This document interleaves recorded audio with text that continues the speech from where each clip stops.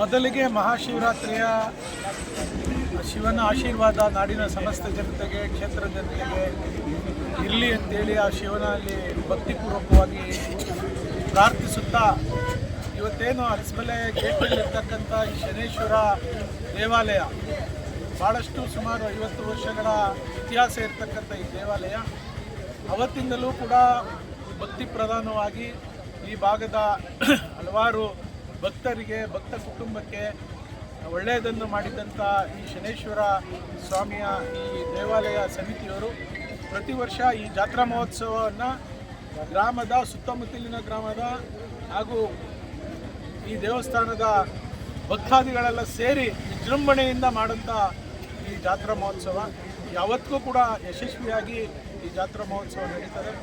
ಗ್ರಾಮದಲ್ಲಿರ್ತಕ್ಕಂಥ ಹಿರಿಯರಿರ್ಬೋದು, ಗ್ರಾಮ ಪಂಚಾಯಿತಿ ಸದಸ್ಯರು, ಮಾಜಿ ಸದಸ್ಯರುಗಳು, ಈ ಗ್ರಾಮದಲ್ಲಿರ್ತಕ್ಕಂಥ ಎಲ್ಲ ಹಿರಿಯ ಮತ್ಸದಿಗಳೆಲ್ಲ ಸೇರಿ ಈ ದೇವಸ್ಥಾನವನ್ನು ಭಕ್ತಿಪೂರ್ವಕವಾಗಿ ನಡೆಸ್ಕೊಂಡು ಬಂದಿದ್ದಾರೆ. ಇವತ್ತು ಮಲ್ಲಿಕಣ್ಣ ಹೇಳ್ದಂಗೆ ಈ ದೇವಸ್ಥಾನ ಜೀರ್ಣೋದ್ಧಾರ ಆಗಬೇಕು ಅಂತೇನು ಎಲ್ಲ ಗ್ರಾಮಸ್ಥರು ತೀರ್ಮಾನ ಮಾಡಿದ್ದಾರೆ.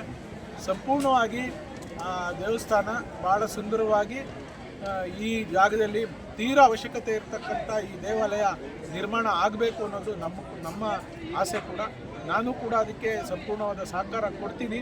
ಗ್ರಾಮಸ್ಥರೆಲ್ಲ ಕೂತ್ಕೊಂಡು ನಮಗೇನು ತೀರ್ಮಾನ ಹೇಳ್ತಾರೋ ಆ ತೀರ್ಮಾನಕ್ಕೆ ನಾನು ಒಪ್ಪಿ ಆ ದೇವಸ್ಥಾನದ ಜೀರ್ಣೋದ್ಧಾರಕ್ಕೆ ನನ್ನ ಅಳಿಲು ಸೇವೆ ಕೂಡ ಇರ್ತದೆ ಎನ್ನುವಂಥ ಮಾತನ್ನು ಹೇಳಿ, ಇಲ್ಲಿ ಮಾಜಿ ತಾಲೂಕ್ ಪಂಚಾಯತಿ ಸದಸ್ಯರು, ಅಧ್ಯಕ್ಷರು, ಗ್ರಾಮ ಪಂಚಾಯತಿ ಅಧ್ಯಕ್ಷರುಗಳು, ಹಲವಾರು ಗ್ರಾಮ ಪಂಚಾಯತಿ ಸದಸ್ಯರುಗಳು ಎಲ್ಲ ಇದ್ದಾರೆ. ಎಲ್ಲರೂ ಸೇರಿ ಇವತ್ತು ಆ ದೇವಸ್ಥಾನದ ಜೀರ್ಣೋದ್ಧಾರಕ್ಕೆ ನಾವೆಲ್ಲ ಕೈ ಜೋಡಿಸೋಣ ಅನ್ನುವಂಥ ಮಾತನ್ನು ಹೇಳಲಿಕ್ಕೆ ಇಚ್ಛೆಪಡ್ತೀನಿ. ಕ್ಷೇತ್ರನಾಥ ಶನೇಶ್ವರ ಸ್ವಾಮಿಯ ಪಾದ ಪದ್ಮಾಂಗಳಿಗೆ ನನ್ನ ಅನಂತ ನಮಸ್ಕಾರಗಳನ್ನು ಸಲ್ಲಿಸುತ್ತಾ, ಇಂದಿನ ಕ್ಷಣ ನಾನಾದರೂ ಒಂದು ಅದ್ಭುತವಾದ ಕ್ಷಣ ಅಂತ ನಾನಾದರೂ ಭಾವಿಸ್ತಾ ಇದ್ದೀನಿ.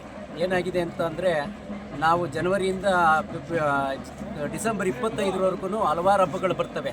ಅದರಲ್ಲಿ ಸಂಕ್ರಾಂತಿಯನ್ನು ಸಂಭ್ರಮದಿಂದ ಆಚರಣೆ ಮಾಡಿ ಇವತ್ತು ಶಿವರಾತ್ರಿಯನ್ನು ಎಲ್ಲ ವಿಜೃಂಭಣೆಯಿಂದ ಆಚರಣೆ ಮಾಡ್ತಾ ಇದ್ದೀವಿ.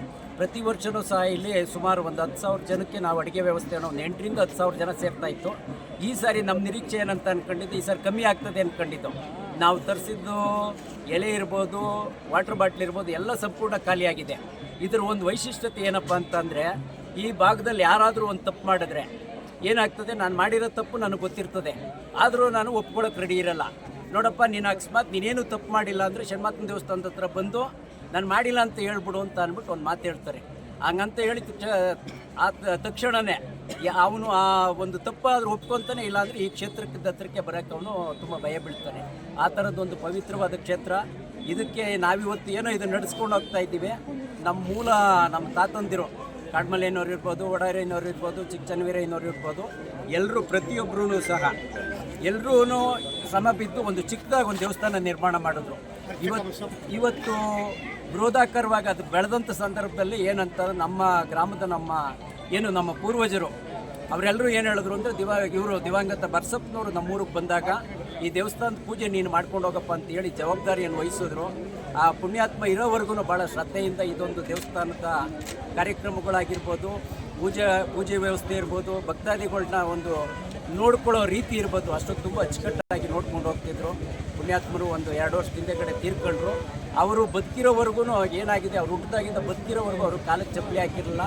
ಅದೊಂದು ನಾವು ವಿಶಿಷ್ಟತೆಯನ್ನು ಅವರಲ್ಲಿ ಕಂಡು ನಾವೇನಾಗಿದೆ, ಮುಂದಿನ ದಿನಗಳಲ್ಲಿ ಈ ಒಂದು ದೇವಸ್ಥಾನವನ್ನು ಜೀರ್ಣೋದ್ಧಾರ ಮಾಡಬೇಕು ಅಂತ ನಮ್ಮೊಂದು ಕನಸಿದೆ.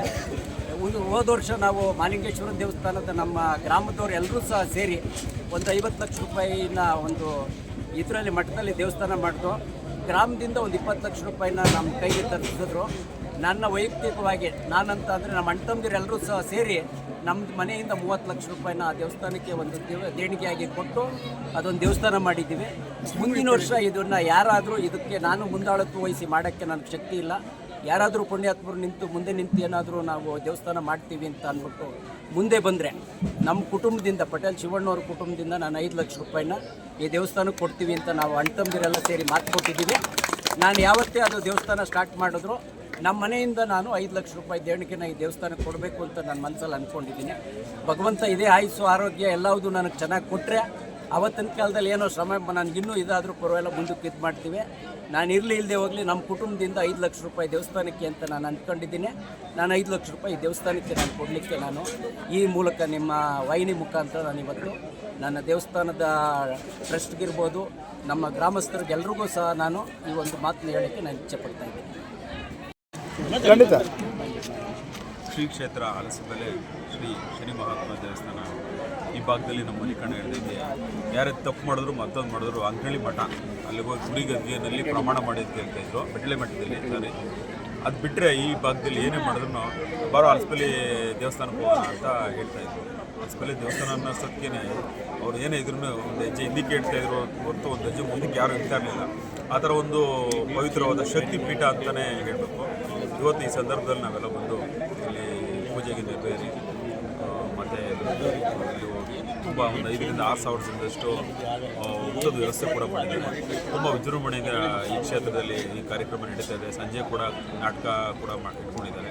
ಪ್ರತಿ ವರ್ಷವೂ ಆಲ್ಮೋಸ್ಟ್ ನಾನು ಬರ್ತಾನೆ ಇದ್ದೀನಿ ಈ ಕ್ಷೇತ್ರಕ್ಕೆ. ತುಂಬ ಪವರ್ಫುಲ್ ಕ್ಷೇತ್ರ. ನಮ್ಮ ಮಲ್ಲಿಕಣ್ಣ ಹೇಳಿದಂಗೆ ಈ ದೇವಸ್ಥಾನ ಇನ್ನೂ ತುಂಬ ವಿಜೃಂಭಣೆಯಾಗಿ ಅಭಿವೃದ್ಧಿ ಹೊಂದಬೇಕು. ಅವರು ಯಾವತ್ತೂ ಅಭಿವೃದ್ಧಿ ಮಾಡ್ತೀವಿ ಅಂತ ಹೇಳ್ತಾರೋ ನಾನು ಕೂಡ ಅವತ್ತು ಅವರೇನು ನಮಗೆ ವಹಿಸ್ತಾರೋ ಅದೊಂದು ಇದನ್ನು ನಾನು ಕೊಡ್ಲಿಕ್ಕೆ ನಾನು ರೆಡಿ ಇದ್ದೀನಿ. ಆದಷ್ಟು ಬೇಗ ಈ ಕ್ಷೇತ್ರಕ್ಕೆ ಇಲ್ಲಿ ನಾನು ಹೇಳೋದು ಇಲ್ಲಿ ಯಾರೂ ಬಂದು ಅಷ್ಟು ನಾವು ನೋಡ್ತಾ ಇದ್ದೀನಿ ಆಗಲಿ ಮುಂದೆ ಬರೋದಕ್ಕೆ ಯಾರು ರೆಡಿ ಇಲ್ಲ. ಇಲ್ಲಿ ನಮ್ಮ ಮಾದೇವಣ್ಣವ್ರು ಬರಬೇಕು.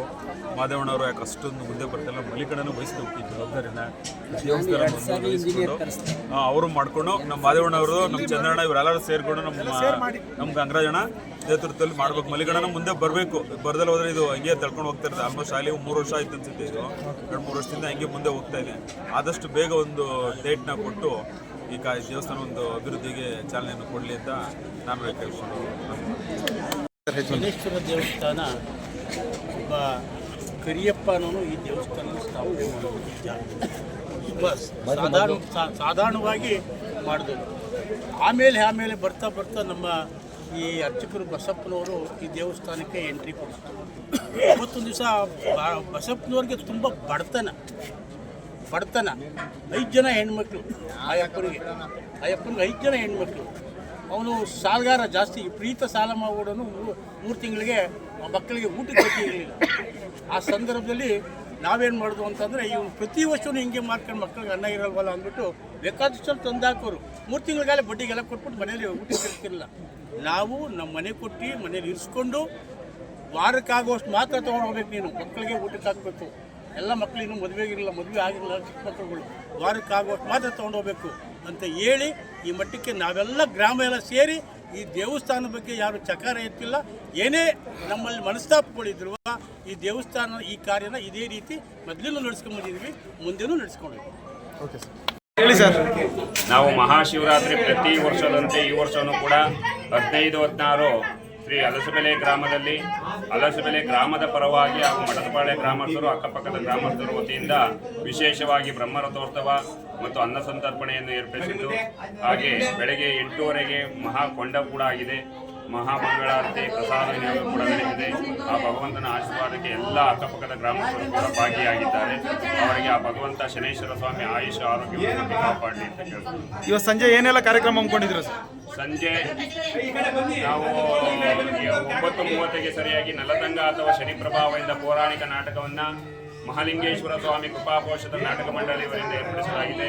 ಪ್ರತಿ ವರ್ಷವೂ ಕೂಡ ಒಂದಲ್ಲ ಒಂದು ಸಾಂಸ್ಕೃತಿಕ ಕಾರ್ಯಕ್ರಮ ಇಲ್ಲಿ ನಡೀತಾ ಬಂದಿದೆ. ನಮ್ಮ ಮುತ್ತಾತರ ಕಾಲದಿಂದಲೂ ನಮ್ಮ ಹಲಸಬೆಲೆ ಗ್ರಾಮಸ್ಥರು ಸಹಕಾರವನ್ನು ಕೊಟ್ಟಿದ್ದಾರೆ.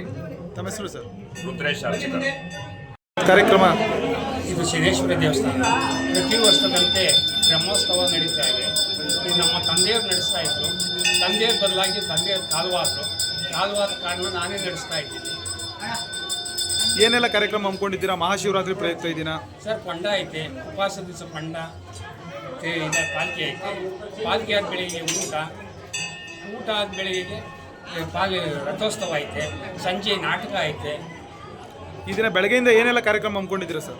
ಬೆಳಿಗ್ಗೆ ಇದಾಯಿತು, ಕೊಂಡ ಆಯಿತು. ಕೊಂಡ ಇದಕ್ಕೆ ಆಮೇಲೆ ತೇರು, ಮಧ್ಯಾಹ್ನ ತೇರು, ಆಲರ್ಬಿ ಸೇವೆ ಆದ್ಮೇಲೆ ಕೊಂಡ ನಡೀತು. ಇವಾಗ ಊಟದ ವ್ಯವಸ್ಥೆ ನಡೀತಾ ಇದೆ. ಸಾವಿರಾರು ಜನ ಬಂದಿದ್ದಾರೆ ಭಕ್ತಾದಿಗಳು ಭಗವಂತ ಸಂಪಾದನೆ ಮಾಡ್ಕೊಂಡಿದ್ದಾನೆ.